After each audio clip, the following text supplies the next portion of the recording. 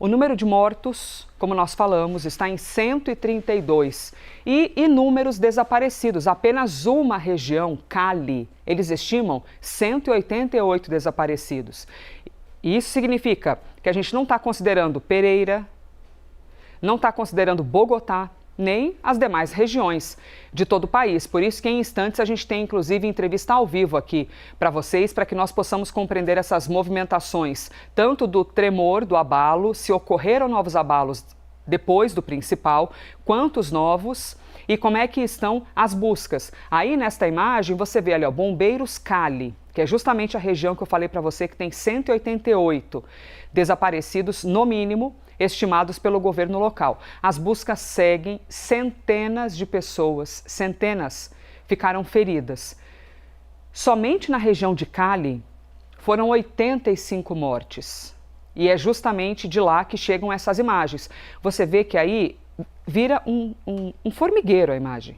É um formigueiro de solidariedade. As pessoas, os civis, além, claro, dos resgatistas, de quem é ali habilitado para fazer esse serviço, os resgatistas vão comandando, liderando, mas são os civis ali oferecendo força, braço, para conseguir tirar cada tijolo de cima de outro tijolo, na esperança de encontrar alguém com vida. As operações de resgate continuam para localizar os desaparecidos. 5 cidades do país estão em alerta vermelho. São 5 capitais em alerta vermelho.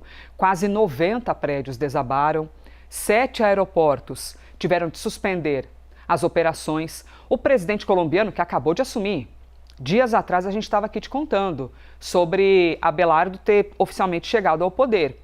Ele que tomou posse, foi sexta-feira, visitou as áreas afetadas para supervisionar a resposta à emergência.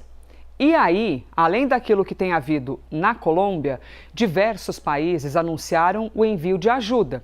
Então, por exemplo, Estados Unidos disseram que estão destinando mais de 15 milhões de dólares para ajudar os colombianos.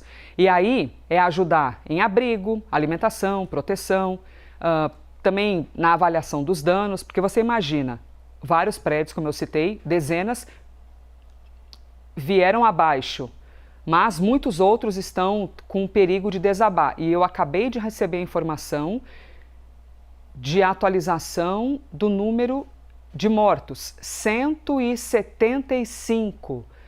Subiu, acabou de ser confirmado então esse número, 175 pessoas mortas por causa do terremoto na Colômbia. É o dado que acabou de chegar para a gente.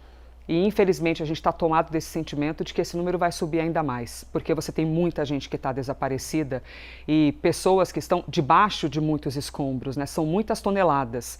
Eu estava falando aqui sobre os prédios que desabaram, mas você tem muitos outros prédios, muitos outros, que estão com trincas, com fissuras, com alguns problemas estruturais. E isso significa que são prédios que vão ter de ser desalojados. Você vai ter que esvaziar esses locais, porque eles estão com danos severos.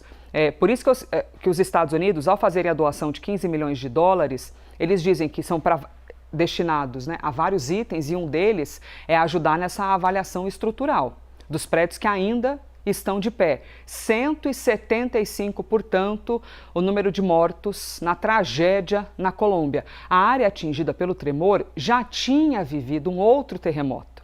Em 1999, há mais de 20 anos. Naquela época, foram 1.200 pessoas mortas. Então, a gente está falando de um local que já tem um trauma registrado, né? As pessoas que moram há muito tempo nesse local, ou que moram há pelo menos 30 anos, já há tempo de ter ali uma memória viva, já viviam com essa insegurança porque ocorreu em 1999.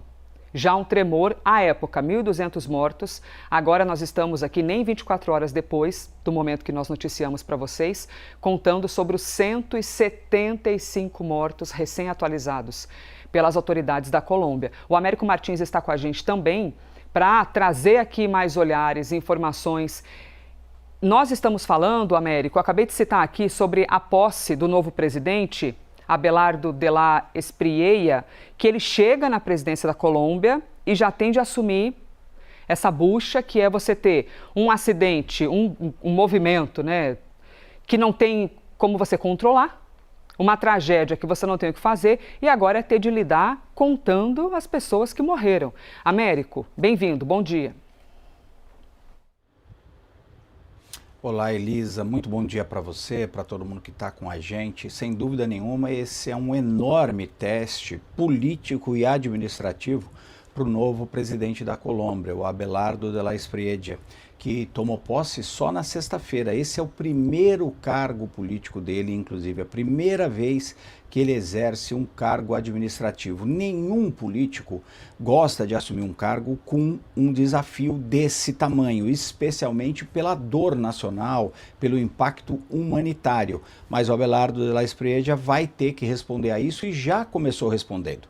Inclusive, ele já fez dois movimentos que são muito importantes e são corretos, Elisa. Em primeiro lugar, ele fez um discurso pedindo a união nacional. Disse que não é um momento, obviamente, da Colômbia ficar discutindo política, ficar discutindo divisões entre esquerda e direita. É o momento de todos tentarem se unir para tentar responder a essa tragédia, a esse desastre humanitário e tentar ajudar as pessoas. Essa é a primeira prioridade e ele a identificou muito bem. Ele também fez um outro movimento administrativo acertado, que foi o de declarar prontamente um estado de emergência nacional no país, para justamente ter condições de responder mais rapidamente a esse desastre. Só que ele vai ter grandes dificuldades, mesmo agindo corretamente nesses dois movimentos. O primeiro grande problema para ele é que a administração não está completamente feita ainda, a nova administração do seu governo. Ele nomeou os ministros, mas toda a estrutura abaixo de resposta, inclusive da resposta para essa emergência, tanto do ponto de vista humanitário como do ponto de vista médico, do ponto de vista da engenharia, do ponto de vista do resgate das pessoas, é toda uma estrutura ainda do governo passado. Então, o de la Espriella vai ter essa dificuldade de fazer essa máquina funcionar rapidamente para tentar ajudar as pessoas. Ele também vai ter que agir com relação aos outros países, pedir provavelmente mais ajuda aos outros países. Se ele conseguisse sair bem nesse teste, é um enorme teste, ele vai provavelmente consolidar a sua popularidade no país. Se ele não conseguir sair tão bem, e a gente tem muitos exemplos disso, de outros desastres ao redor do mundo, ele corre o risco de já sair com um déficit na sua popularidade, na sua forma de governar.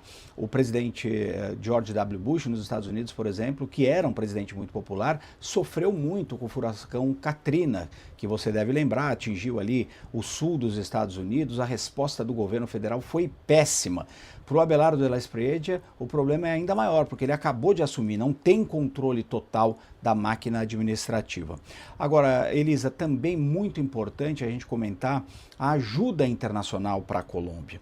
O governo brasileiro, que ajudou bastante a Venezuela, soltou uma nota ontem, obviamente, se solidarizando com os colombianos e colocando-se à disposição para ajudar mais e identificando corretamente que a Colômbia tem uma estrutura muito melhor de resposta do que a Venezuela. Mas o Brasil também precisa agir rápido, até para manter as ótimas relações com a Colômbia, mandando ajuda o mais rapidamente possível. E uma crítica necessária ao governo dos Estados Unidos. Os Estados Unidos, que se propõe a ser o principal aliado da Colômbia, apoiou a candidatura do Abelardo de la Espriella, ofereceu, como você disse, apenas 15 milhões e meio de dólares de ajuda humanitária. É muito pouco, Elisa. Não vai conseguir resolver nenhum dos problemas da Colômbia. É preciso muito mais dinheiro. E só para a gente ter uma ideia da escala, no dia que o de la Espriella assumiu, os americanos prometeram $1 bilhão em ajuda na segurança, em medidas de segurança para a Colômbia. É preciso colocar muito mais recursos para ajudar o país aliado quando você enfrenta um desastre humanitário desse tamanho. Espera-se que o governo americano ajude muito mais e honre essa promessa de ser um grande aliado do novo governo colombiano.